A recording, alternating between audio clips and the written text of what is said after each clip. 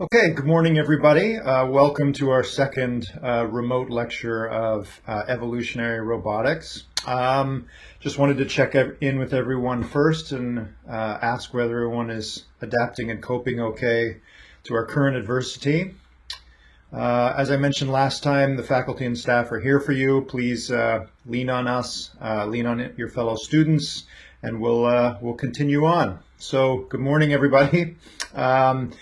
I think Twitch was a successful experiment last time, so unless anyone speaks up and says otherwise, we'll continue on with Twitch.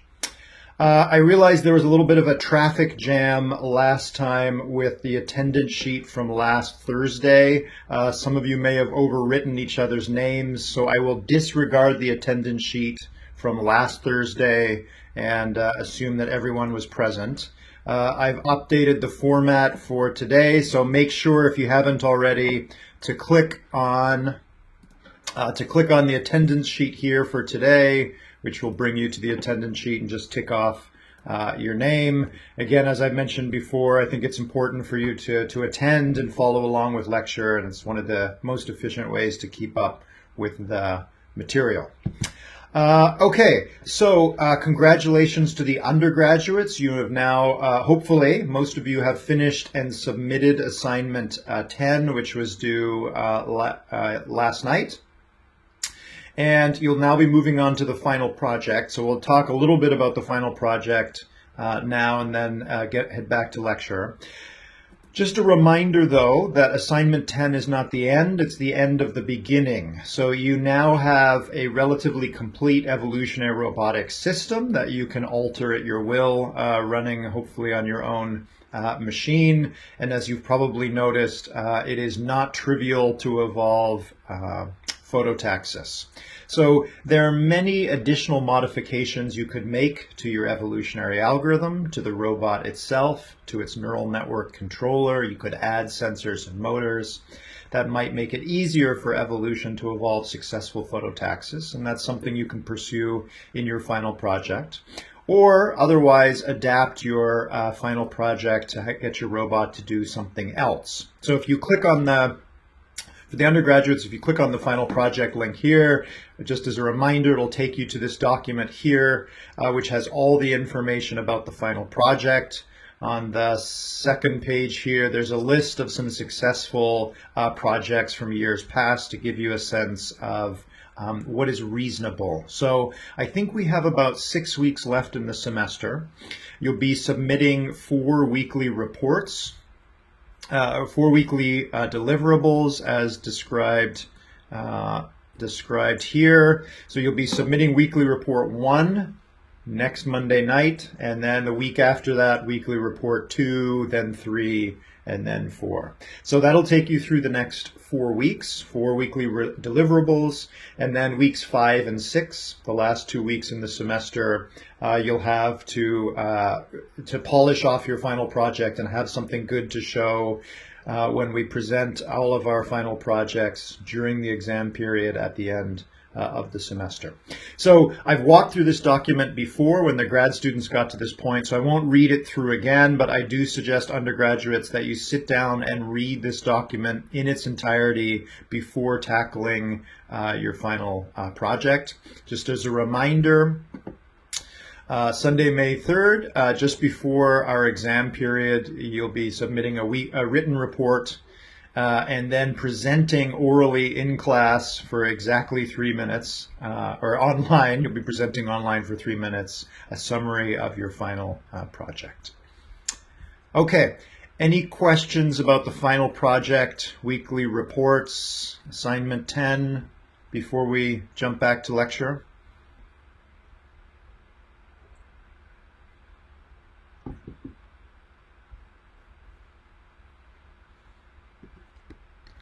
No questions? Okay. All right. So just as a reminder, we're working our way through some of the open problems in evolutionary robotics, and we're looking at one of the big open questions in the field, which is how to cross the reality gap. How can we ensure that the robots we're evolving in simulation will successfully act in reality? And we're looking at a series of lectures that are organized chronologically. We started in the early 1990s with adding noise to a very simple simulator. We then moved on to the Golem project in the year 2000, which was the introduction of 3D printers. So trying to actually 3D print physical robots from evolved designs.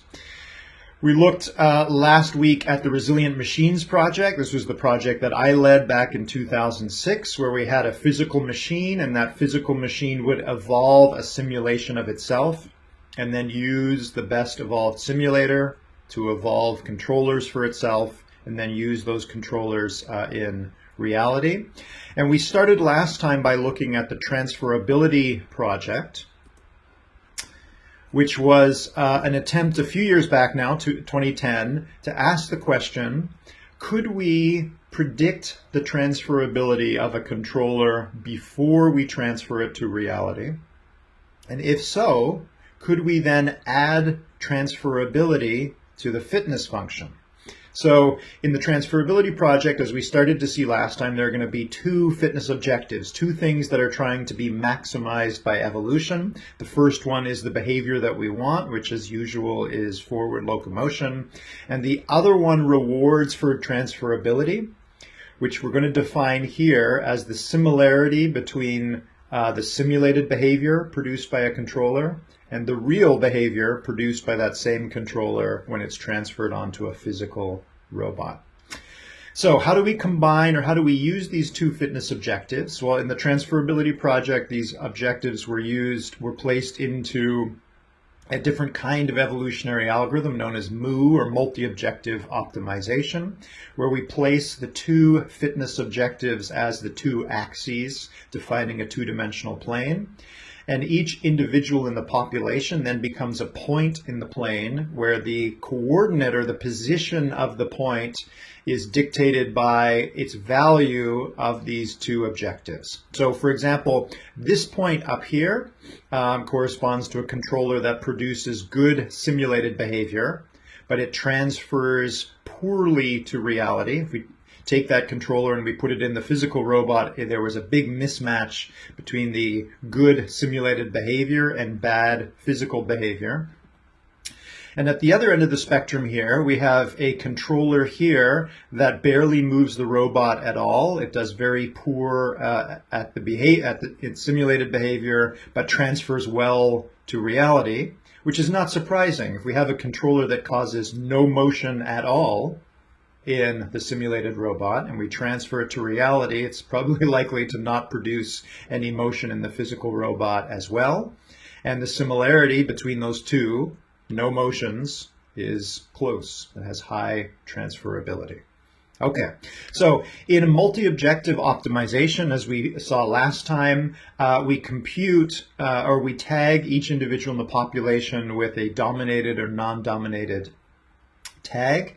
A solution is dominated if there is another solution in the population that is better at both objectives. Remember that we're trying to maximize behavior and maximize transferability, or evolution is, which means we're trying to find points that are as far up and to the right as possible. So a point is dominated if there is another point that is above and to the right of that point. In this cartoon example here, you can see that we have 1, 2, 3, 4, 5, 6, 7 points on the front, and the other 1, 2, 3, 4, 5, 6 points are dominated. However, if you look carefully at this image, you'll notice that there's an error. There is one point in this plot that is mislabeled. Which one is it?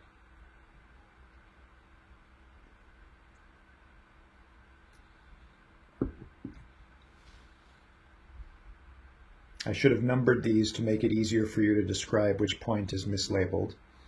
If you can see from this plot which one is mislabeled, please type it into chat.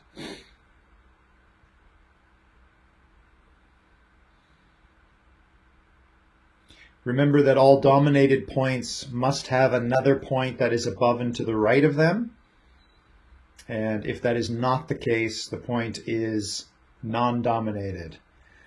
So Pi Steve says 1 up from the bottom right. So here's the bottom right, 1 up exactly. This one here, which is labeled this one here, which is labeled as dominated, it does not have a point that is above and to the right of it. There's another point here which is above and to the left, meaning this point is better at behavior but worse at transferability than this point.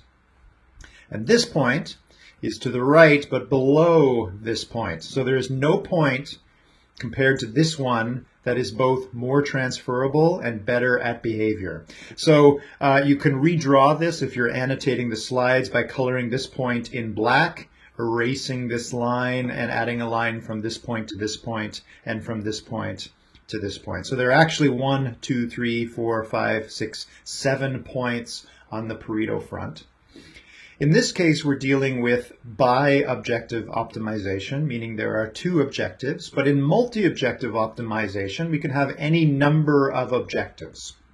So if we have 3 objectives, imagine we were trying to optimize 3 features of a controller, then each point corresponding to a controller in the population would be a point that is floating in 3-dimensional space. What would be the dimensionality of the Pareto front in that case?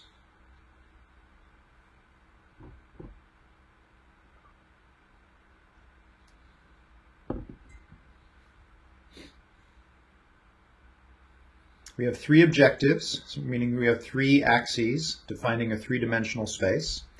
And we are then tagging each point in that 3-dimensional space as dominated if there is some other point that is above and to the right and into the cube, more into the cube than the current point.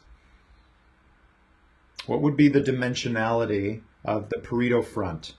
Meaning the collection of points that are non-dominated, what space do those non-dominated points sit in?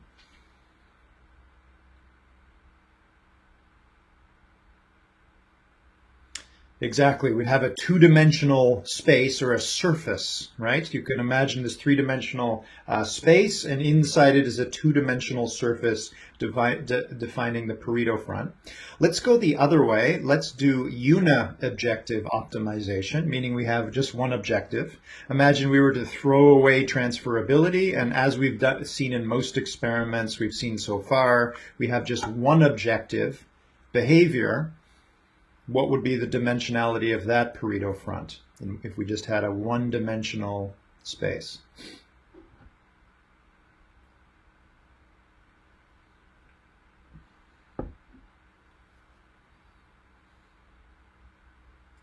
Exactly. We'd have 0 dimensions. We'd have a single point. So no matter how many individuals in the population we would have in a 1-objective optimization method, there would only ever be one non-dominated point, all the other n-1 points would be dominated. Given this discussion, you might have noticed by now that there is a challenge that has to do with multi-objective optimization as a whole, which is as the number of objectives you're trying to optimize increases, going from 2 to 3 and 4, we go from a 1-dimensional Pareto front to a 2-dimensional Pareto front to a 3-dimensional Pareto front, and the fraction of points in the population that are non-dominated goes up with the number of dimensions. For just one objective, we only have, by definition, one non-dominated solution. In this 2-dimensional case, you can see here we have about a dozen points, and about half of them lie on the front. When you go to 3 objectives, for most problems, you get most, if not all, of the individuals being non-dominated, which means evolution can no longer make any progress. There are no dominated solutions that to be deleted, leaving the parents free to make randomly modified copies of themselves. So for our purposes, we're not going to go into higher dimensions today. We're going to stick with just bi-objective optimization, where we're going to try and maximize the transferability and desired behavior produced by controllers in the population. Okay, and we're going to see how good evolution does at pushing this Pareto front over evolutionary time up and to the right. So just as a reminder, once we've tagged all of the individuals as non-dominated or dominated, we're going to delete all the dominated individuals from the population, randomly pick one parent along the Pareto front, and allow it to make a randomly modified copy of itself and repeat this process. Okay, let's look at some actual data now. So in this case, we we're trying to maximize behavior on the vertical axis. So the covered distance in simulation in meters. So how far does the robot travel in simulation? And we haven't seen the robot yet. We'll see it soon. And the horizontal axis is now actually a simulation to reality disparity. So instead of similarity, it's disparity, and we're trying to minimize the disparity between behaviors in simulation and reality. So in this case, optimization or evolution is pushing up and to the left. So if it helps to go back to this cartoon, imagine that instead of transferability, we wrote disparity here, which means we're trying to maximize behavior and minimize disparity. Okay, let's have a look at the circles to begin with. You can see they have a whole bunch of circles here, which are the non-dominated solution. So here's the Pareto front. And you'll notice for each individual on the Pareto front, there is no other point that is above and to the left of that point. And all the other open circles are the dominated solutions, and all of those have at least one other point that is up and to the left of them. They are better than others. You'll notice that most of the circles are further up and to the left of the crosses, where the crosses were the controllers at the previous generation. So this is sort of a snapshot partway through this project's evolutionary algorithm, where the front is moving up and to the left. Okay, you'll notice that they wrote down here approximated simulation to reality disparity. Why approximated? Well, it's approximated because it doesn't make sense to compute the transferability of every solution, because then we'd be transferring every solution from simulation to reality. And there's no need to have a simulation at all. The whole point of a simulation is to allow us to do lots of trials in simulation without having to run them in reality. So the main advance in this paper is they came up with a way to approximate the transferability of a controller even before that controller has been transferred to reality. Okay. So they approximated, for all of the circles here, they approximated or predicted how well that controller would transfer from simulation to reality. They then took each of those controllers and actually ran them on the robot and computed the exact or the actual disparity of those points. And I'm sorry, they also did that with the crosses. So I'll go back and forth between these two plots for a moment. So here's exact disparity. You'll notice that the non-dominated and dominated solutions have been mixed up a little bit because their exact disparity is not quite their approximated disparity. So they're okay at predicting, but not great. All right, just a reminder, if you have any questions, feel free to type them into chat. Okay. So for most of you, you're probably wondering now, how are they able to predict transferability before transferring them to reality? So let's have a look at how they actually did this. Let's start with generation 0 of our multi-objective optimization. We have a whole bunch of random controllers in the population at this point. We haven't done any evolution yet. However, we can compute the height of all of these points by running each controller on the simulated robot and see how well the simulated robot does at the desired behavior.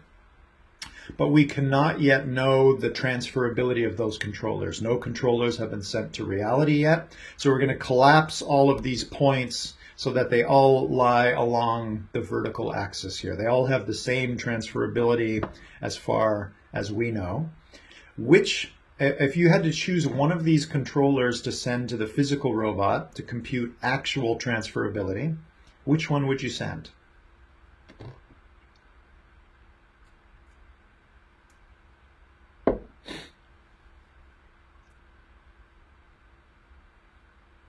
So this top point here, this controller causes the robot to move along a relatively far distance forward, and this point down here barely causes the robot to move at all in simulation. So as mentioned in chat, probably a good idea. Let's be optimistic. Let's take the topmost controller, the best controller we know of so far, and send that one to reality and see what happens. So here it is. This is at this point in the experiment. Here is the best controller they have in the population so far. As you can see from the motion of this robot, this isn't actually a random controller. So they've done a little bit of evolution at this point.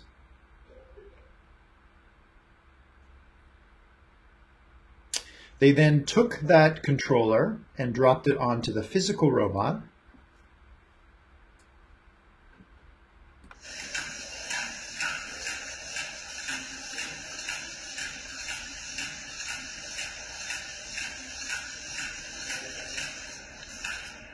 And the transferal fails. So let's see if I can just run both at the same time. You can see that simulation did not work in this case. So we now have a controller that has high behavior, good behavior in simulation on the left, but poor transferability. Okay, so we now take that point and tag it with its actual transferability. Which would be the next controller, assuming we don't do any evolution for the moment, which controller would you next like to send to reality?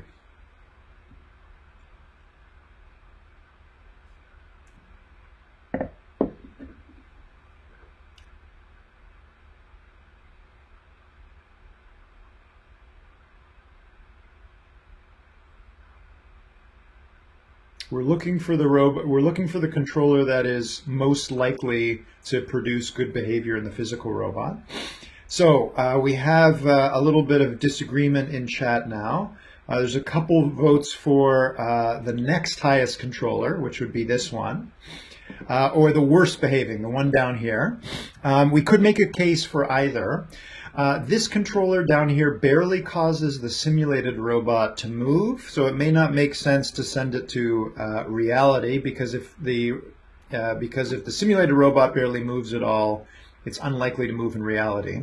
However, it may also not make much sense to send the second highest controller, because this one is, or it was, this controller was close to this one. Now, what do we mean by close? It means that they had similar fitness values in terms of behavior. So in the Transferability Project, they're going to assume that similar controllers that produce similar behavior are going to have similar transferability, which is a relatively large assumption. But we're going to operate on that. So we're going to try and send controllers that are as different as possible. Now in this cartoon example, the most different one would probably be the bottom-most one. But let's leave the cartoon now and actually try and formally define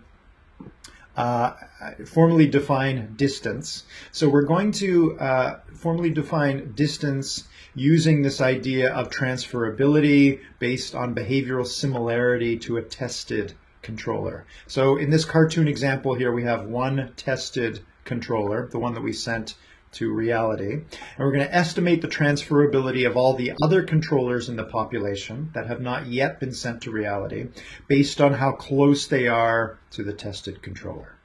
Okay, so how do we actually measure this similarity? Okay, let's define some terms here. We're going to start by trying to define a distance measure between any two behaviors. So we're going to create a vector called B for behavior, and we're going to add elements to this vector where each element corresponds to some feature, F, of the behavior. Now there's lots of different features you could imagine to describe locomotion. We've talked about a lot of them when we discussed legged and bipedal locomotion. In this case, they picked three features of locomotion: the overall distance traveled by the robot, which happens to be the fitness function, the fitness value. They computed the mean height of the robot during travel. So is the robot standing up and actually walking, or is it dragging its belly along the ground? What is the mean height during travel? And then finally, the final orientation of the robot. You'll remember from last week when I showed you the Resilient Machines project, the damaged robot actually walked and turned 180 degrees so that at the end of travel it was facing backwards. They're just going to take that angle and add that as the third feature. So for every controller, when they drop that controller into either the simulated or physical robot, they're going to get back these three feature values and package them into a behavioral vector. So what that means is that for every controller I, C sub I, we're going to have a corresponding behavior, B sub I, produced by that controller. For now, we're not going to worry about whether this is in simulation or reality. So we're then going to compute the distance between two controllers as the distance between their behavioral vectors. So in this case, we're taking the L2 norm, or we're going to take basically the distance between these two behavioral vectors. Okay. So now that we have a formal distance measure between any two controllers, how do we define the transferability of controller I, assuming that controller I has not yet been transferred to reality?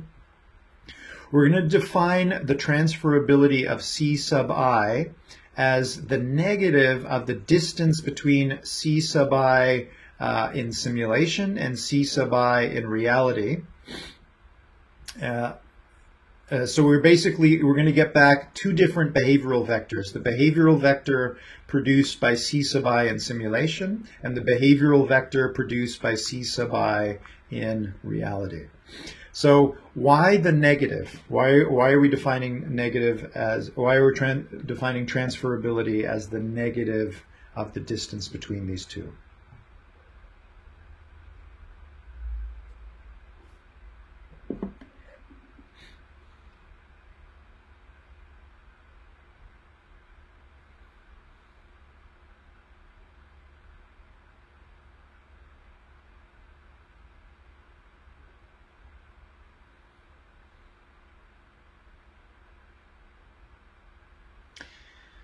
So we want transferability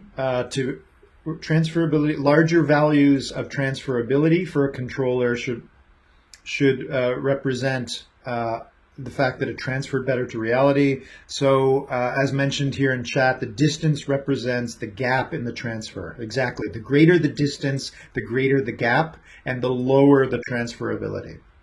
So transferability is always going to be a negative number, but the highest possible value for transferability is going to be 0. There is no distance between behaviors produced in simulation and reality. So maximum transferability is 0, and more negative numbers mean less transferability. So just hold that in the back of your mind. We're going to sort of switch back and forth between distance and transferability as we go. Okay, so now we're finally ready to try and estimate the transferability of a given controller that has not yet been sent to reality. We're going to collect together a set of already transferred controllers. So as evolution proceeds, we're periodically going to send one controller to reality and add the behavioral vectors produced by that controller to this set CT, the set of already transferred controllers. We now need to estimate the transferability. We need to estimate the transferability of all the points in the population. So how do we do that?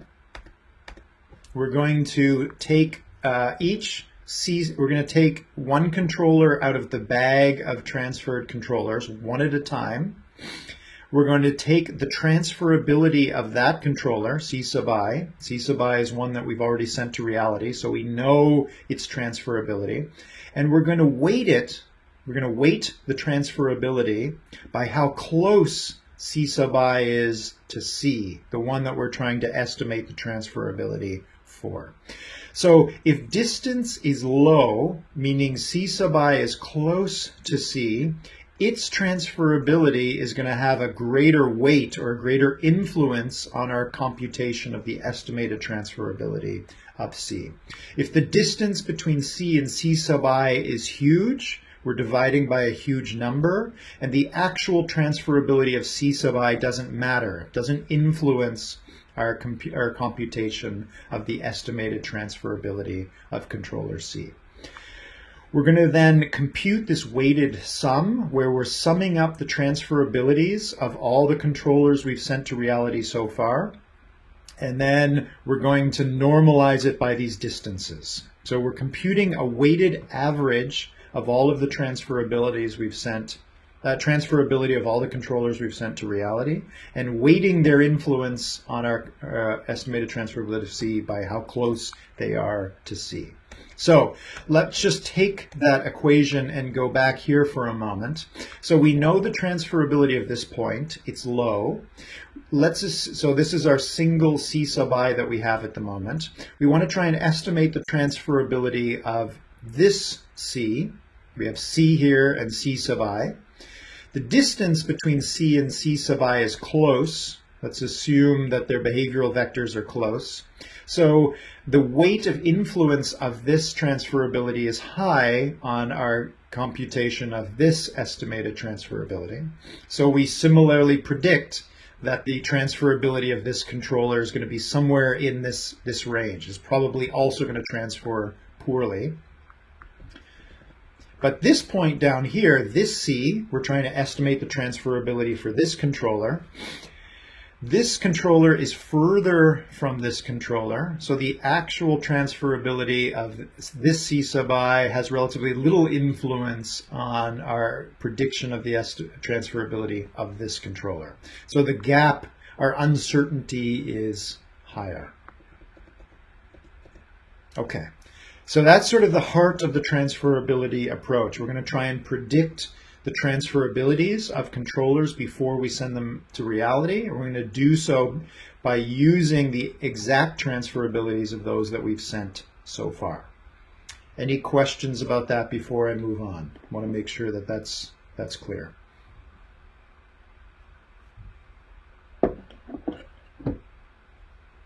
Okay, let's move on. Okay, so that leaves us with one more problem, which is we can estimate the transferability of controllers, but which controller should we send to reality next? So we still haven't answered this question from a few slides back, which is we transferred this one. This one does well in simulation, but we predict it's probably going to transfer poorly. And this one, although it produces average speed in simulation, maybe there is more of an opportunity for it to transfer better to reality. So it's tricky to know exactly what to send to reality. There's a question in chat. Is there a specific number of points that are sent to the actual robot? Well, we're going to let evolution run, and every once in a while we're going to take one controller and send it to reality. So we could send one controller per generation. I don't remember the exact details. You can go and have a look at the paper. I think they let a few generations elapse before they sent one to reality. But regardless of whether we send one or a few controllers to reality, we have to decide which ones. We don't want to send all of these, or else, again, there's no point in having simulation. Okay, so how do we know which one to send next? We're going to send, as someone in chat, a couple people in chat already mentioned, we want to send the one that is most different from those in the population. But what do we mean by different? We could just look at behavior like we did before, and that would be this one down here. They did something a little bit differently in this paper,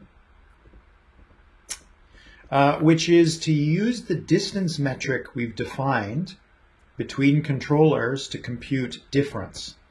And they did it as follows.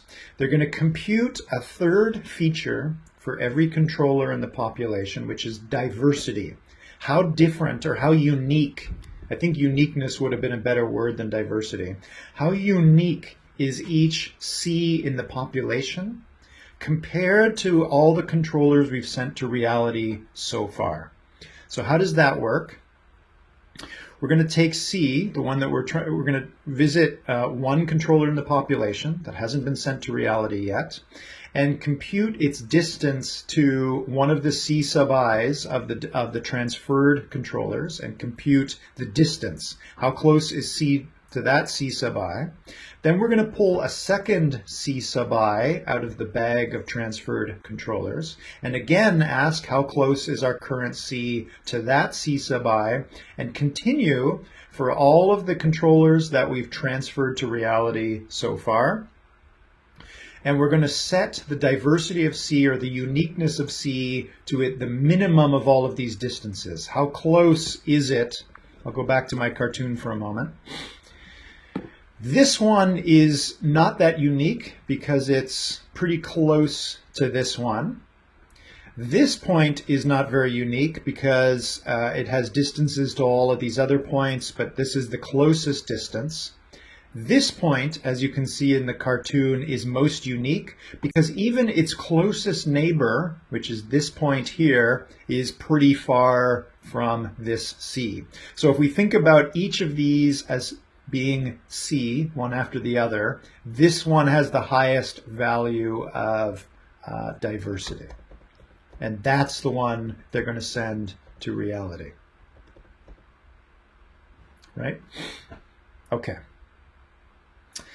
There's another question, observation. It seems like the controller closest to the center will always be most balanced between behavior and transferability.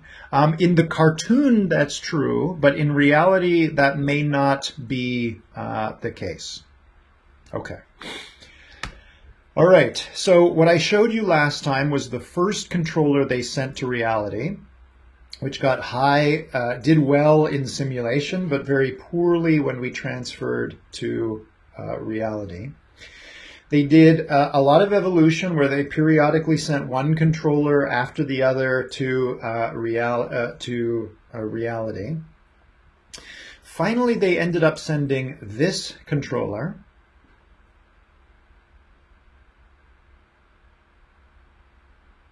which is actually not that different from this controller. So the distances between these actually aren't that high. It's not that diverse. But as you can guess from all of this lead up, this one actually does transfer well to reality. So it's not always true that the one in the middle does the best, or the one that is most unique does the best. But by basically indirectly figuring out which controllers transfer well and which controllers transfer poorly to reality, we can start to evolve in simulation, good controllers in simulation, and also allow bias evolution to search for those that will transfer well to reality when they send them. Let me see if I can play all 4 videos at the same time. As you can see, it's not a simple matter of it being some very clear feature of the behavior which causes it to transfer well or not. So it's not that robots that drag their bellies transfer poorly to reality and those that stand on their tippy toes transfer well. Again, I've seen these videos dozens, if not hundreds of times, and I can't tell what the difference is between these 2 controllers in simulation that allows one to transfer well and one to transfer poorly. Which, again, is an argument for why we might want to use something like the transferability approach, which is able to indirectly figure out which controllers tend to transfer to reality well and poorly as perhaps some complex function of their features. Okay, that concludes our discussion of the Transferability Project. I'm going to switch over to the next lecture, and as I do, please feel free to ask any questions about the Transferability Project before we move on.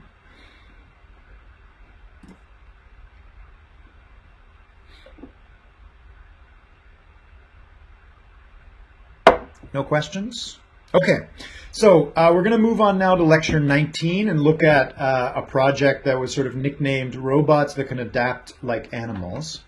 And the idea here is that, again, we are going to work on crossing the reality gap, but the focus in the animals project is how few controllers do we need to transfer between simulation and reality to finally find one that works. There's another question in chat. How can we transfer something from PyroSim to reality? That's a good question. Assuming that you have a physical robot at hand, you might want to try and replicate one of these approaches and see whether it helps. If you actually do have a physical robot and you want to attempt a sim to real final project, please do send me an email. We can chat about whether that's doable in the time that we have left. Okay, so robots that can adapt like animals. How few controllers do we need to send across? And there is a good reason for that, because in animals, if something goes wrong, if an organism loses a leg or something changes, depending on the organism's situation, it may need to adapt very quickly. And you've all probably seen examples of animals that are very good at that. This is a three-legged dog, clearly operating just fine with 3 legs. I'm not sure how long it took this particular dog to adapt to moving with 3 legs. He was born with 4 legs and unfortunately lost one of his legs in a car accident, but doesn't seem to have fazed him too much. Okay, we don't yet know how animals adapt behavior when their physiology changes, when they're reduced from 4 legs to 3, for example, but clearly animals are very, very good at this. So we're going to try and create an evolutionary algorithm that does this with as few physical trials as possible. Okay, so this was a project carried out just 5 years ago by Cully et al. Some of the authors on this paper also worked on the Transferability Project, so you'll see that there's some ideas from the Transferability Project in this project. They worked in this case with a 6-legged robot that you see here, and like we saw in the Resilient Machines project, they also took inspiration from us. And they damaged the robot in a particular way and wanted to see how few physical trials they needed to perform for the robot to recover locomotion under these conditions. Okay, so here's just a visualization. We're going to see that even in the case of loss of a leg, they're going to be able to adapt in a few cases with just 3 trials. So this is very rapid adaptation to find a compensating behavior. How do they manage to do this? Okay, I'll start by playing the video, and I think we'll just skip around a little bit. Some of this is the technical details, which we'll talk about in a moment.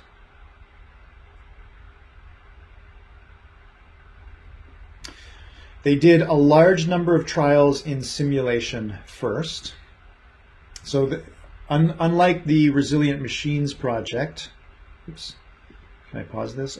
Unlike the Resilient Machines project, they are not going to evolve a simulator. They're going to assume that the simulator is known beforehand.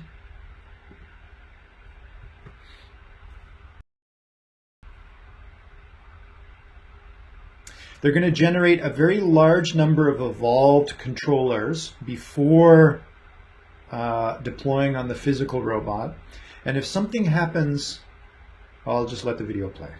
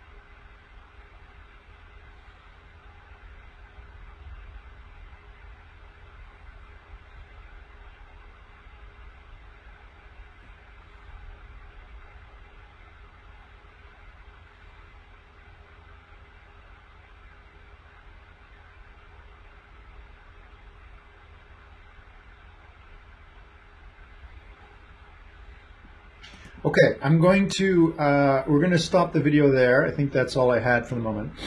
So what you're noticing here is they're going to evolve a large number of controllers on the simulated robot, and they're going to pay attention to the diversity of these controllers. We just talked about distance between controllers. They're looking not just for a lot of highly fit controllers, but a lot of highly fit and diverse controllers.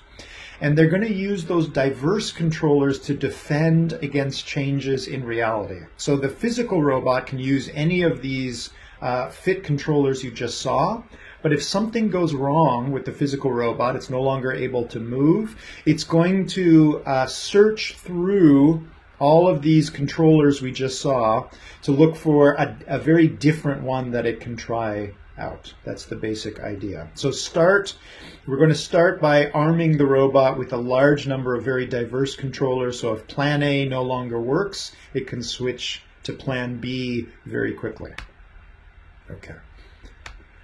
Okay, so how does it do that? Well, we're going to start with a relatively simple, straightforward evolutionary algorithm. That evolutionary algorithm is going to optimize the synaptic weights of the neural network controller for the simulated robot, which means that evolution is searching through a very high-dimensional search space. If this robot has, for example, 100 synapses in its neural network controller, we have a 101-dimensional fitness landscape. Remember our discussion about fitness landscapes from a few weeks, towards the beginning of the course. We have horizontal axes which correspond to each gene, which in our case is every weight in the neural network.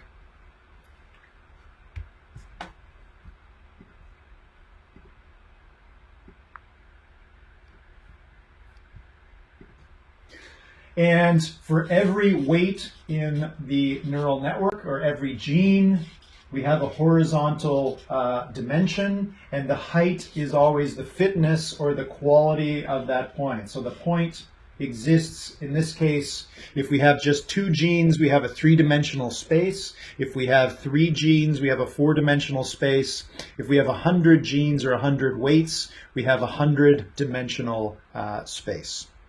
101-dimensional space. So this little blue hypercube over here is just meant to be a reminder that evolution is searching through a high-dimensional space.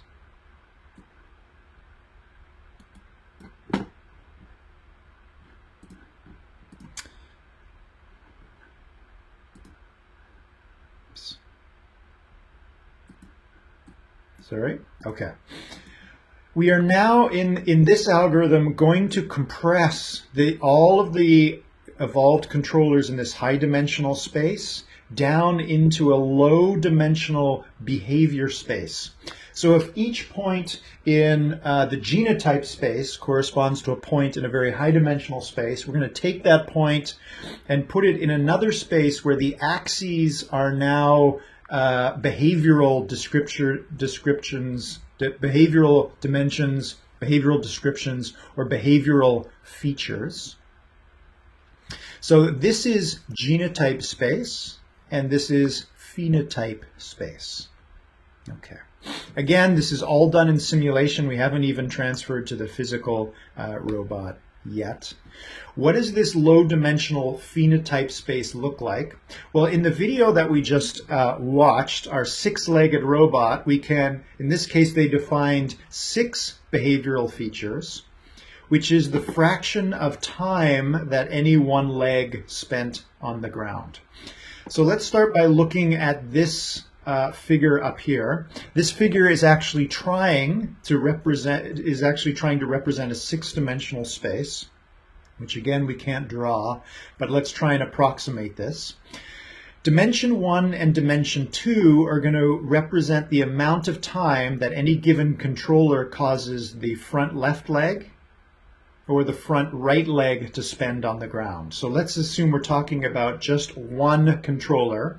Let's assume that that controller causes the left leg to spend about 50% of the time on the ground, and the second leg to spend about 75% of the time on the ground. 50%, 75%. So we go to dimension 1 and we have buckets. We have 0 to 20%, 20 to 40, 40 to 60, 60 to 80, 80 to 100% of the time that leg 1 spends on the ground. This one controller that we have at the moment causes leg 1 to spend 50% of the time on the ground. So that falls into the 40 to 60% bucket here. The same controller causes leg 2 to spend 75% of the time on the ground. So that 75% falls within the 60 to 80% bucket, which means we are in this particular bucket here. So you'll notice we have 25 buckets, and we've placed this one controller into this bucket, which is 50% of the time leg 1 is on the ground and 75% of the time leg 2 is on the ground. Okay. However, we are trying to embed this controller in a 6-dimensional space, so we've only figured out the first 2 dimensions. Dimensions 3 and 4 are the amount of time that that controller causes the middle left leg and the middle right leg to spend on the ground. So if you look at this particular bucket, you'll notice that that bucket in turn is broken up into 25 smaller buckets, which correspond to 0 to 20, 20 to 40, 40 to 60, 60 to 80, 80 to 100% of the time that leg 3 spends on the ground, and 0 to 20, 20 to 40, 40 to 60, 60 to 80, 80 to 100% of the time that leg 4 spends on the ground. So for that same controller, we find that bucket, the smaller bucket, and we now have 2 remaining dimensions to figure out, which is the fraction of time that leg 5 and leg 6 spend on the ground, which corresponds to, in these smaller buckets, we have 25 pixels, the smallest size bucket, and we find that particular pixel and we place that point at that pixel, and the color of that pixel is the 7th dimension. It's the fitness of that controller. So far, so good. So this takes a little bit of time to wrap your mind around. We have 100 synapses here, 100 genes. We have 101 dimensional space. The cartoon here, they're compressing it down to 2 dimensions, but they're really in reality, they're compressing things down into 7 dimensions, which is 6 features that describe the behavior. And each of those 6 features is the fraction of time that that leg spends on the ground for that one controller. Okay. Here's a picture of what this actually looks like. So what you're looking at in this color map here is several million controllers. The position of each colored pixel corresponds to one controller. Each pixel here corresponds to one controller. And the position of that pixel, the location in this 6-dimensional space, is the fraction of time that those 6 legs spent on the ground. And red pixels correspond to controllers that cause the robot to move quickly. And blue or cooler colors correspond to pixels that cause the robot to move slowly. You'll also notice that there are several white pixels. So these are pixels that do not have a controller associated with them yet. So not every bucket is occupied by a controller.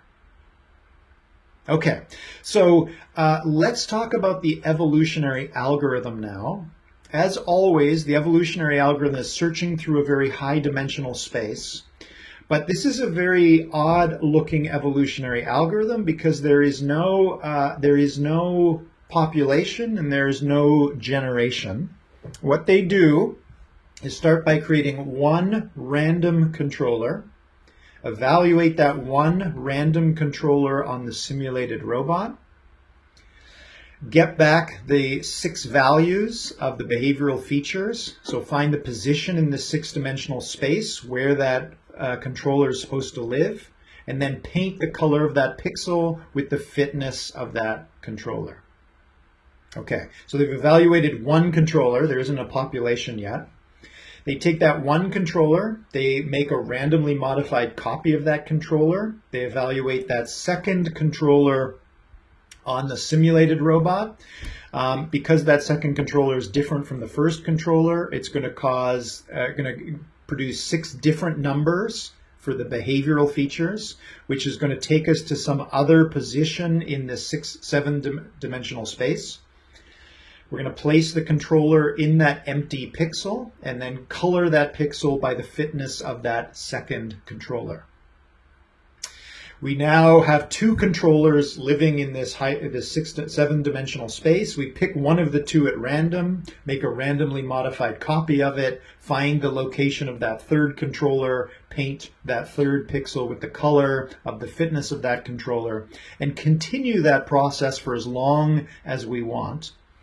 Eventually, however, we're going to produce a controller, and we're going to try and put that controller into a pixel that's already occupied by another controller. So we have 2 controllers that are vying for 1 pixel. Which of the 2 controllers gets to occupy the pixel, and which one is knocked out of the pixel, knocked out of that smallest bin, that pixel, and discarded?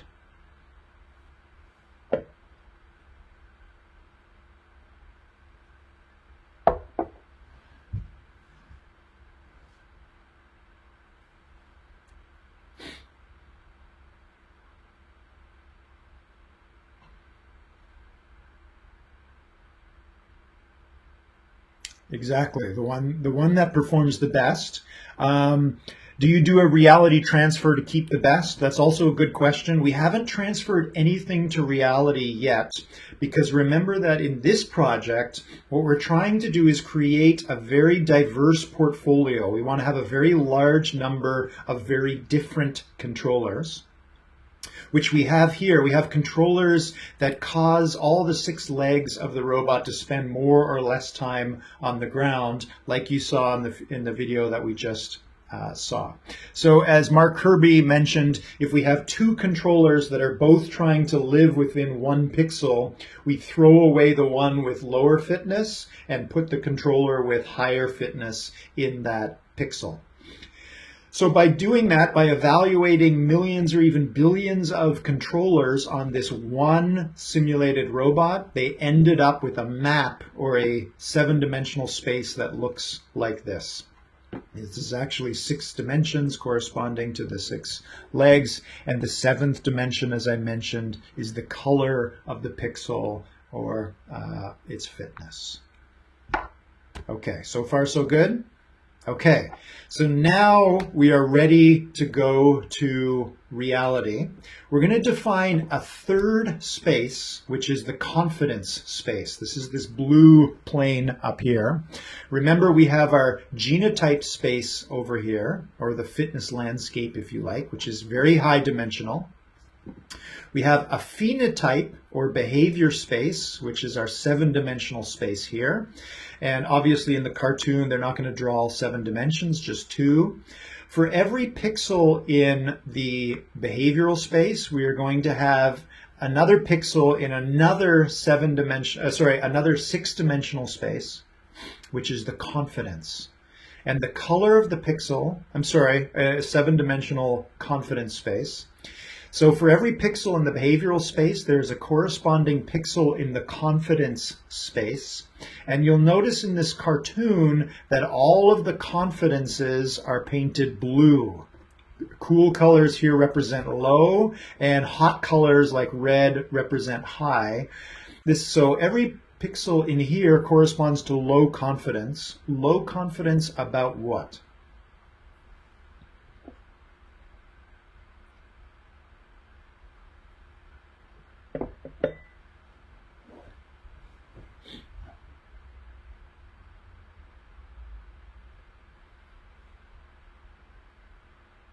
So we have a large number of controllers down here, and for every controller we have a confidence value. What does that confidence value represent? Confidence about what?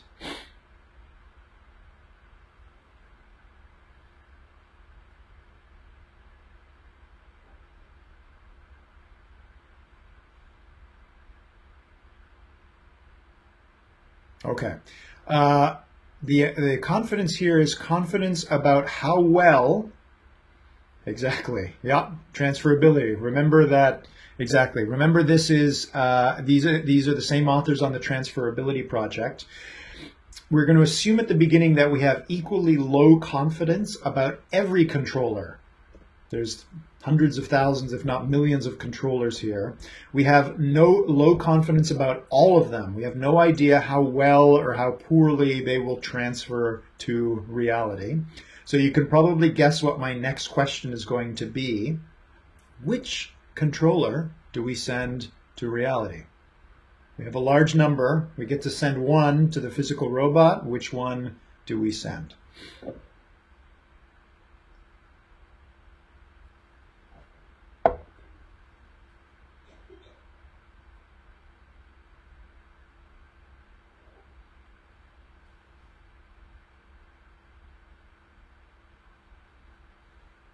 We have all these points here. Each point corresponds to a controller. Which one shall we send?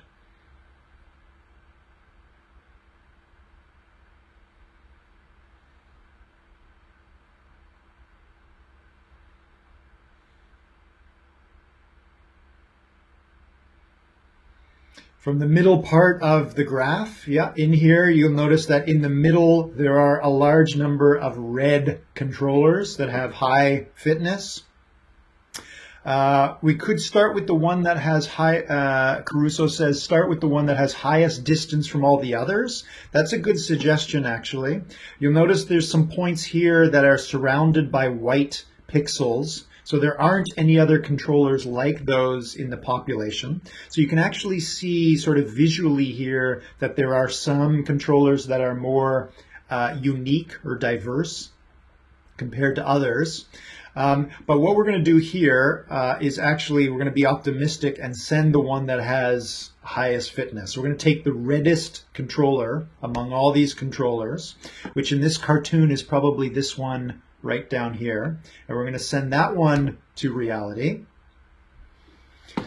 In this case, we're going to assume now that the robot has already suffered damage. So we haven't even dealt with the physical intact robot yet. We send this controller that worked well on the intact simulated robot to the damaged physical robot. And as you can imagine, that point now cools off. So we now know how well that controller actually works in reality, which is probably pretty poor because it's running on the physical robot. So we don't just change the color of that one pixel from red to green. We are also going to cool the colors of surrounding pixels. So like in the Transferability Project, we're going to assume that points that are nearby are also not going to transfer well to reality. So we're cooling the colors. These points down here are now not as desirable as they were before. But you'll notice that we've heated up the colors of the pixels in the confidence level.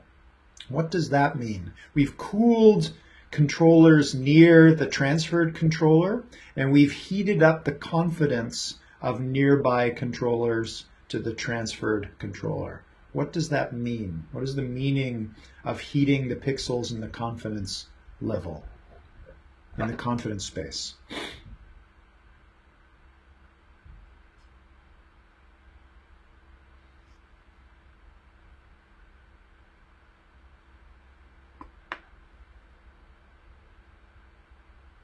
What do hotter colors mean? What do the hotter colors mean in the confidence level? We have someone from outside the class here. That's fine. You're more than welcome. We're not taking donations at the moment, but that's a great idea. Thanks for that. Exactly. So as Bernie says, we know what will happen when we transfer, we actually know exactly what will happen when we transfer this particular controller to the physical damaged robot. So we're also, like in the Transferability Project, going to assume that we're also relatively confident about what will happen when we transfer nearby ones. We are, as Mark Kirby says, we are now sure, or we have higher confidence about how these will transfer, which is that we're highly confident that they will transfer poorly. So we have high values here and low values here. So how do we choose the next controller to send to the physical robot? What we're really doing in this project is taking the value at each pixel in the behavior space and multiplying it by the value of the point in the confidence space.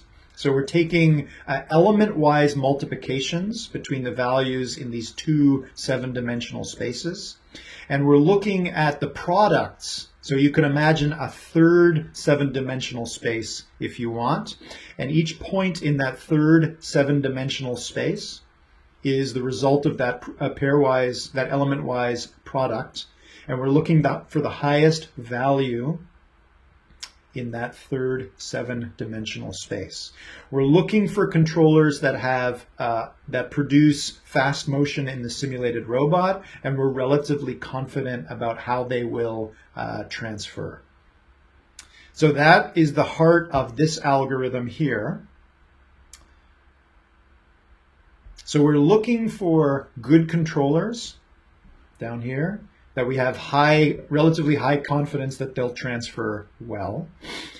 In this little cartoon example here, they're assuming the pairwise multiplication was highest at this particular pair of pixels here. They send this one to reality. This one didn't transfer very well either, so we depress the colors of that controller and nearby controllers, increase our certainty that these types of controllers do not transfer well, and you'll notice that the distribution of heat starts to change within this picture. And by repeating this process just a few times, so visiting just a few points and transferring just those controllers to the physical robot, they rapidly move into a part of the space where there is relatively good behavior and simulation and relatively high confidence. And they're able to get the damaged robot to walk with just a few of these attempts. Okay, so again, here is the original 7-dimensional behavioral space. And you'll notice that they started with this point here, which corresponds to, I think, this point over here, which as you can see is very hot.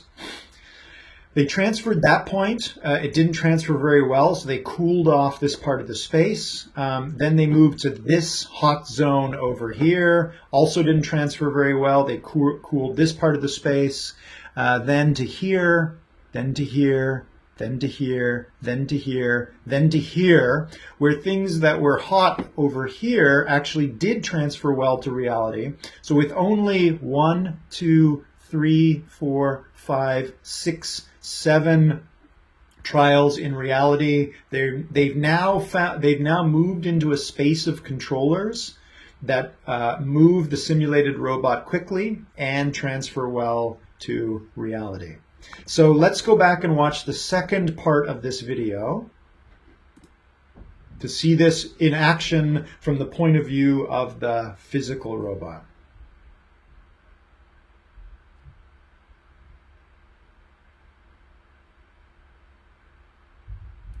Okay, I'm going to skip ahead a little bit. So this is showing the construction of the original behavior space.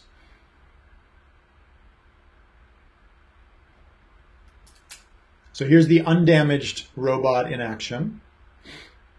Now they've damaged the robot and they're going to start their algorithm. So they picked one that works well in simulation but transfers poorly to reality, attempt number 1. They update the behavior and confidence space and now move to another part of the space.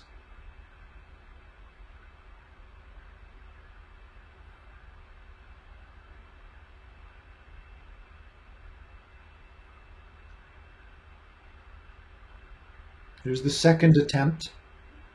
It's already doing better. And you'll notice that they're updating their behavioral space. They've cooled off some parts of the space. Here's the third attempt. Doing better.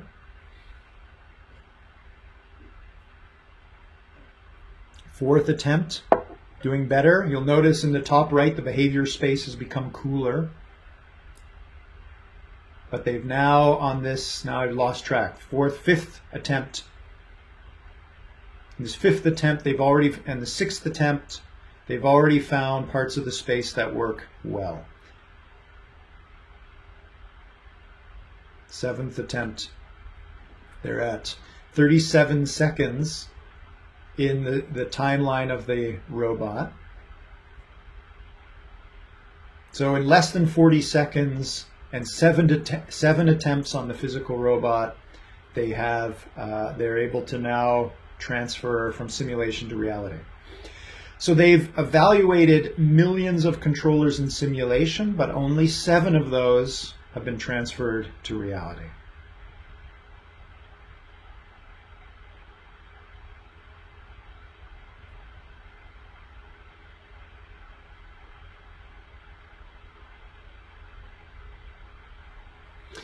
Okay, they also tried this not just with that robot, but with a second robot, a robot arm.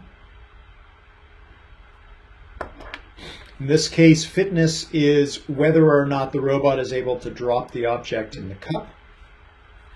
They create an unresponsive joint, so they lock this joint in place. The robot can no longer use that joint. The robot fails to transfer, the controller fails to transfer from simulation to reality. They're going to run this intelligent trial and error algorithm. I'm sorry, I just wanted to pause the behavior space here.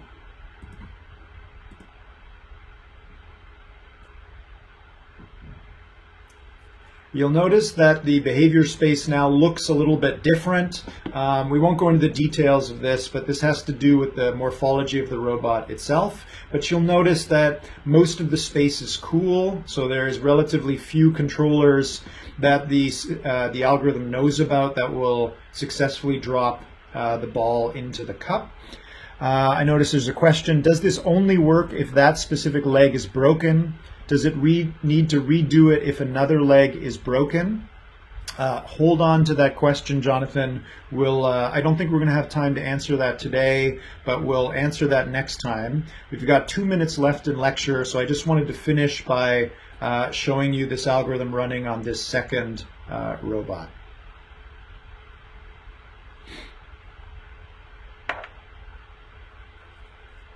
Okay, you notice the heat in the behavior space. There's a lot of potential controllers, but none of those transfer well to reality. So the robot is learning relatively quickly. All of these controllers don't transfer well, but it finally starts to narrow in on a small part of the behavior space that leads to successful ball dropping.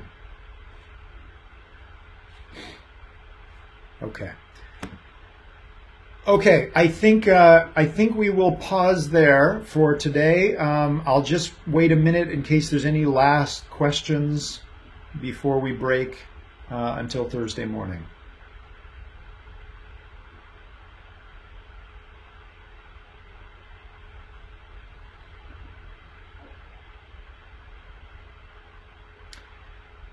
Okay, before you leave the stream, just a few housekeeping notes. For the UVM students that are here on the stream, you have a quiz due tonight. You're now working on your final project.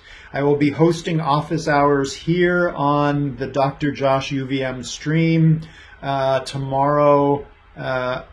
Thursday morning right after class, 10 to 11. And I will put the video corresponding to this lecture up on the schedule as usual. Again, I wish you calm in the face of the larger adversity that we're facing. Steady on, good luck with your final projects, and I will see you all here back on the stream Thursday morning, 8:30 Eastern Time. Thanks very much. Bye-bye.